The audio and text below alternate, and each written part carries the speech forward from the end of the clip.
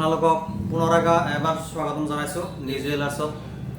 আজি বিশেষ কাৰণ এটাত মই ভিডিঅ' এটা বনাব লগা হ'ল। মানে সকলোৱে সুধি থাকে যে গ'ল্ডৰ দামটো কি কমিব নে নকমে, বা কমিলেও বা কিমান কমিব। মানে সদায় কাষ্টমাৰখিনিৰ মোৰ এনেকুৱা প্ৰশ্নবিলাক আহি থাকে। আজি সেইকাৰণে ভাবিছোঁ যে সৰুকৈ এটা ভিডিঅ' মানে আপোনালোকৰ আগত দিওঁ। কাৰণ আজি চাওক, মাজতে দিৱালীৰ মানে সেই সময়খিনিত গ'ল্ডৰ দাম ইমান হাই হৈছিল বা ৰূপৰ দাম ইমান হাই হৈছিল, মানে চবতকৈ হাইষ্ট মানে এই দিৱালীৰ সময়ত হৈছিল। ধৰক 24 কেৰেট গ'ল্ডৰ দাম তেতিয়া হৈছিল আপোনাৰ 1,35,000 টকা, আৰু 1 কিলোগ্ৰাম ৰূপৰ দাম হৈছিল আপোনাৰ 1,90,000 টকা। এতিয়া নামি আপোনাৰ মোটামুটি 1.5 লাখ ৰূপৰ দাম আৰু গ'ল্ডৰ দাম মোটামুটি 1,20,000 মানলৈকে আহিছিল। এতিয়া কথা হ'ল, গ'ল্ডৰ দাম যে কমিব তাৰে কোনো নিশ্চয়তা নাই। আৰু আপোনালোকে সুধি থাকে যে কিবা গহনা বনাব লাগে, তাৰে পিছত কিছুমান হয়তো ঘৰত সোণ কিনি থ'ব, হয়তো ইনভেষ্টৰ কাৰণে, সেইটোও কৰিব পাৰে।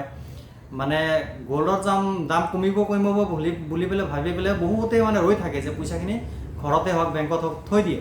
কিন্তু কথাখিনি হ'ল কি, এতিয়া ঘৰত বা বেংকত পইচাটো যেতিয়া আপুনি থ'ব, কিন্তু পইচাটো আপোনাৰ মানে তাৰে মূল্যটো কমিহে যাব, কোনোদিন বেছি হৈ নাযায়।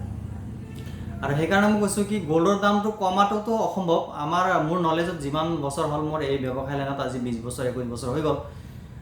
যিমান দিনৰ পৰা মই জানো, আজি 20 বছৰ আগত মই যেতিয়া প্ৰথম এইটো লাইনত আহিলোঁ, তেতিয়া গ'ল্ডৰ প্ৰাইচ আছিল আপোনাৰ 7,000 6,000 টকা আছিল। 2002-03 মানৰ ঘটনা। তেতিয়াৰ পৰা ক্ৰমাই বাঢ়ি যাই আছে। মানুহে ভাবে যে গ'ল্ডৰ দাম কমিলে মই সোণখিনি ল'ম, কিন্তু একচুৱেলি সোণৰ দাম সেনেকৈ নকমে।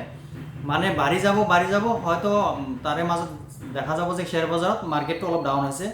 মানে আপোনাৰ ক'ৰবাত 10-20 হাজাৰ টকা বাঢ়ি গ'ল, দেখা গ'ল যে 2,000-5,000 টকা কমিছে। কিন্তু সেই কমি পেলাই বেছি দিন নাথাকে, সপ্তাহ 10 দিন 15 দিন, বা কোনোবা দিন আমি এনেকুৱা দেখা পাইছোঁ মাৰ্কেটটো খুলি পেলাই হয়তো দামটো কমে 2 ঘণ্টাৰ কাৰণে, কমি পেলাই 5,000 টকা হয়তো কমিলেও যদিও পটককৈ 2 ঘণ্টাৰ ভিতৰত আপোনাৰ ৰেটটো হাই হৈ যায়।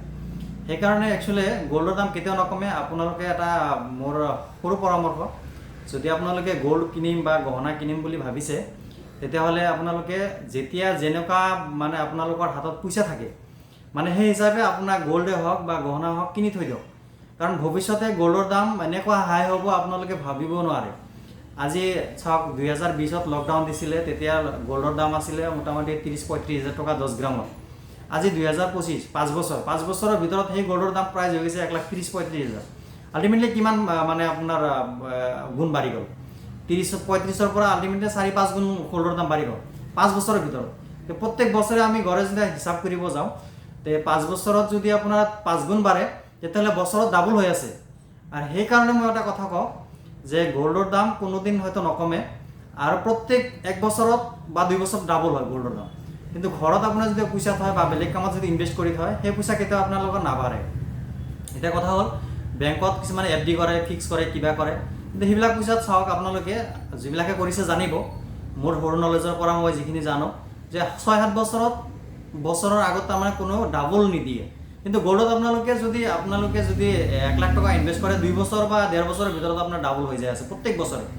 সেইকাৰণে বেংকত পইচা থোৱাতছে গ'ল্ড কিনি ৰাখক, তেতিয়াহ'লে আপোনালোকৰ বেনিফিট হ'ব, মই যিটো বুজি পাওঁ। আৰু মই যিটো মানে গ'ল্ডৰ দামৰ প্ৰতি যিটো মোৰ নলেজ, সৰু নলেজৰ পৰা কৈছোঁ, আগন্তুক 2025ৰ পৰা 2030ৰ ভিতৰত মানে যিটো গ'ল্ডৰ দাম, মোটামুটি মোৰ ধাৰণা 2 লাখৰ পৰা 3 লাখৰ ভিতৰত গ'ল্ডৰ দাম হ'ব। মানে 3 লাখটো হ'বই হ'ব, কাৰণ মাজবি। কাৰণ আপোনাৰ 2025ৰ পৰা 2020লৈকে যিমান ৰেট আছিল, প্ৰত্যেক 1 বছৰত আপোনাৰ মানে ডাবল হৈছে।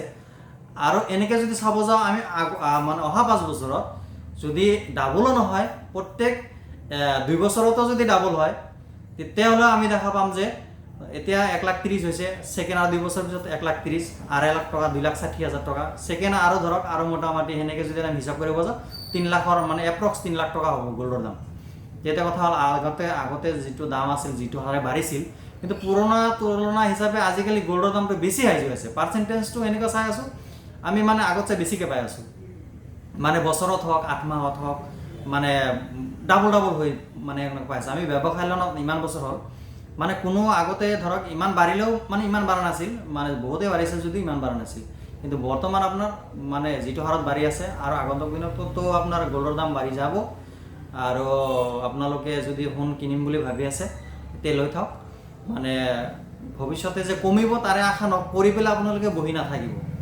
কিন্তু কিছুমানে ভাবে যে গ'ল্ডৰ দাম কমিলে ল'ম, হয়তো কোনোবা সৰু গ'ল্ড ল'ব বা কাণৰ মানে একযোৰ ল'ব বা খাৰু একযোৰ ল'ব, আঙুঠি এটা ল'ব, ভাবে যে মই এটা সোণৰ দাম কমিব তেতিয়া মই আঙুঠি এটা কিনিম। কিন্তু এই ডিফাৰেঞ্চটো চাওক, যদি 5,000 টকা কমিও যায় তথাপি আপোনালোকে ডিফাৰেঞ্চ কিমান পাব? 2 গ্ৰামৰ এটা আঙুঠি যদি কিনে 10 গ্ৰামৰ যদি 5,000 টকা ডিফাৰেঞ্চ হয়, 2 গ্ৰামৰ আঙুঠিত কিমান ডিফাৰেঞ্চ পাব? 500 টকা 600 টকা। কিন্তু সেই গ'ল্ডৰ দাম কমাৰ কাৰণে যদি আপোনালোকে অপেক্ষা কৰে সেইফালে গ'ল্ডৰ দাম বাঢ়ি যাব। প্লাছ হ'ব কি, বাঢ়িলেতো অলপ নাবাঢ়ে, বহুত বাঢ়ি যাব। এই 2 গ্ৰাম 2.5 গ্ৰামৰ আঙুঠিতে আপোনালোকে মোটামুটি 2-1 বছৰৰ ভিতৰত ক'ব গ'লে ডাবল ডিফাৰেঞ্চ পাই যাব। আজি 20,000 25,000 টকা ধৰক, 2 গ্ৰামৰ আঙুঠি 25,000 টকাত আজি বনাব পাৰি ধৰক। কিন্তু এই 2 গ্ৰামৰ আঙুঠি কিন্তু আজি 2025 পৰা 2028 ভিতৰত আপোনালোকে বনালে 40-50,000 টকা পৰি যাব। সেইকাৰণে কৈছোঁ, কাৰণ যিবিলাক কাষ্টমাৰে আমাৰ তাতে আহে আজি 2 বছৰ আগত কিবা বনাই নিছিল, চেম বস্তু বনাব আহে তাতছে ডাবল পৰি যায়। তো সেইকাৰণে মোৰ অভিজ্ঞতাৰ পৰা আপোনালোকক কৈছোঁ, সৰু এটা মানে পৰামৰ্শ, যদি আপোনালোকে ভাবে যে গ'ল্ডৰ দাম হয়তো বাঢ়িব পাৰে, আপোনালোকে সোণ কিনিম বুলি ভাবি আছে, মানে কিনি থওক।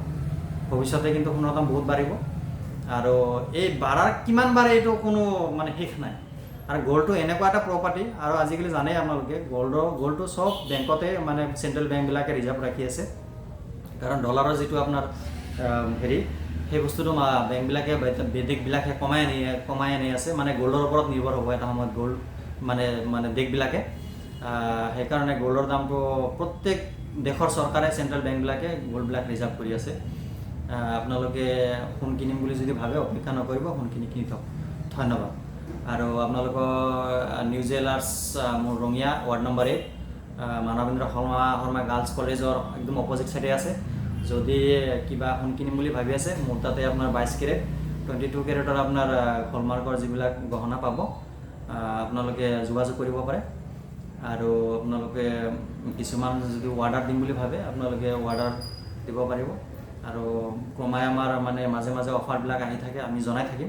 আপোনালোকে ভিডিঅ'বিলাক চাব, আপডেটবিলাক পাই থাকিব। ধন্যবাদ।